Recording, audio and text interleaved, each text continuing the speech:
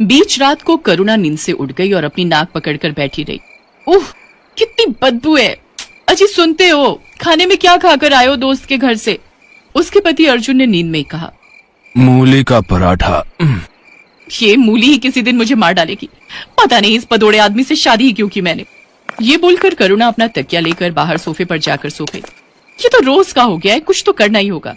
सोए हुए करुणा उस दिन के बारे में सोचने लगी जब अर्जुन और उसके माता पिता शादी के लिए करुणा को देखने गए थे।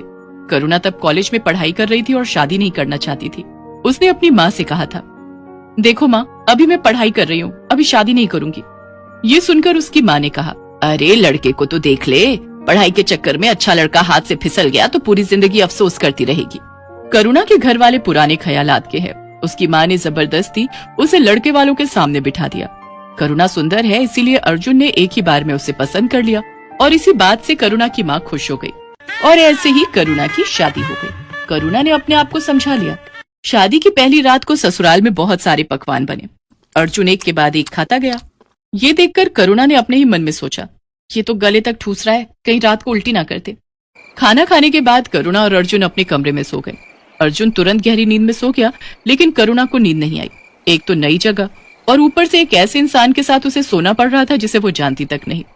मुझे बहुत डर लग रहा है, अब पूरी जिंदगी ऐसे इंसान के साथ रहना है जिसे मैं कल तक जानती तक नहीं थी। करुणा डरी हुई थी और उसी समय जोर से एक अजीब सी आवाज हुई। करुणा डर गई। अरे ये क्या था, ये कैसी आवाज थी? तभी करुणा की नाक में बहुत गंदी स्मेल आई।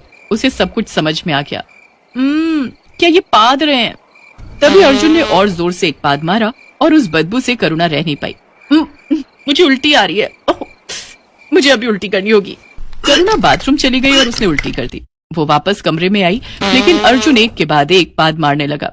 आहा, खाने के बाद जब पाद निकलती है तब कितना मजा आता है। आहा।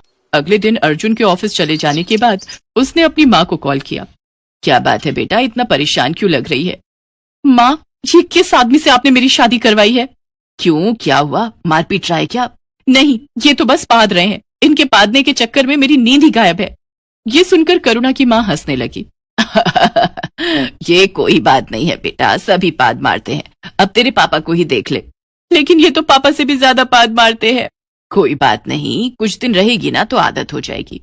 करुणा की माँ ने इस बात को सीरियसली नहीं लिया। अर्जुन शाम को घर लौटा और रात को सोने के बाद पाद मारने लगा। करुणा परेशान होकर कमरे के बाहर चली गई और सोफे पर सो गई। अगले दिन करुणा की एक सहेली दिशा ने उसे कॉल किया। और कैसा लग रहा है ससुराल? ठीक ठाक है, मैं तेरे ससुराल के आसपास ही हूँ, शाम को आ जाऊं? हाँ आजा ना, बहुत बातें करेंगे। शाम को दिशा करुणा से मिलने आई। करुणा ने अर्जुन को कॉल करके कहा, मेरी एक सहेली आई है, उसके लिए बाहर से कुछ खाना ले आना। हाँ हाँ ठीक है, मैं अभी आता हूँ।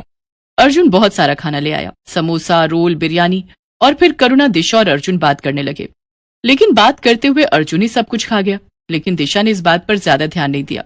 करुणा की सास जानकी भी आ गई और दिशा से बात करने लगी। तुम क्या करती हो बेटी? मैं तो अभी पढ़ाई कर रही हूँ। बहुत अच्छी बात है, हमारी भी बहू 2-3 दिन बाद से कॉलेज जाना शुरू करेगी। क्यों बहू? वाह करुणा, बड़ा अच्छा ससुराल मिला है तुझे। तभी अर्जुन ने एक पाद मार दिया। दिशा चुप हो गई। करुणा ने अपने ही मन में कहा, हे भगवान, इन्हें भी अभी पाद मारना था, सत्यानाश।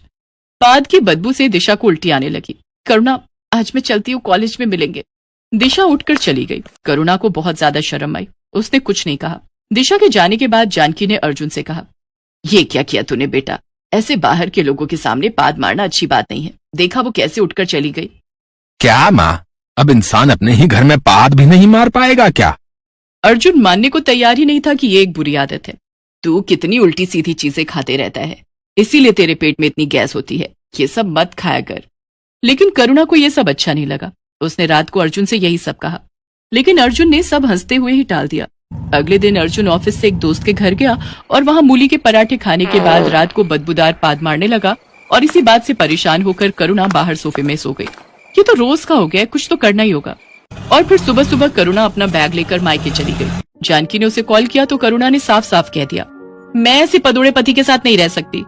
जानकी ने अर्जुन को समझाया और अर्जुन ने कहा, क्या माँ, पैसे कमा रहा हूँ खाने के लिए ही ना, अब उस वजह से थोड़ा पाद निकल जाए तो क्या होगा?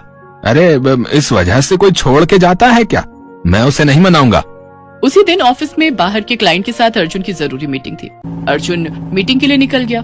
मीटिंग शुरू हुई ही थी कि तभी अर्जुन के पेट में गुड़गुड़ होने लगी।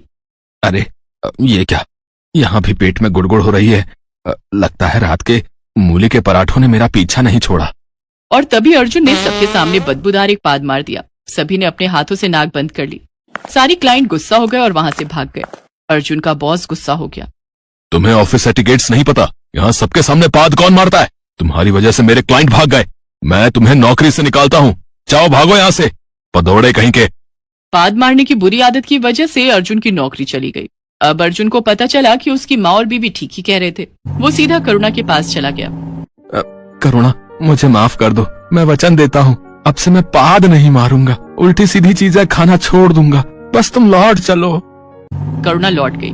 अर्जुन ने सच में अच्छी चीजें खानी शुरू की और उसकी पाद मारने की आदत छूट गई। उसे वापस से नौकरी भी मिल गई और इसके बाद सभी खुशी खुशी रहने लगे।